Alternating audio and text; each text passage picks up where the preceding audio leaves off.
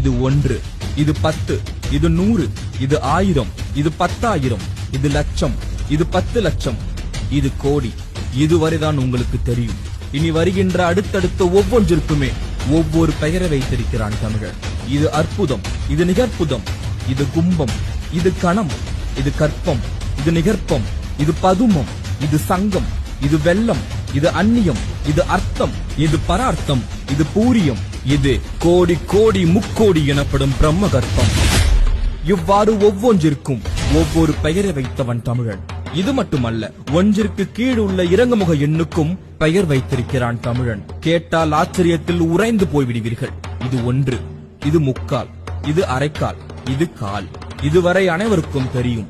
இனி கேளுங்கள்.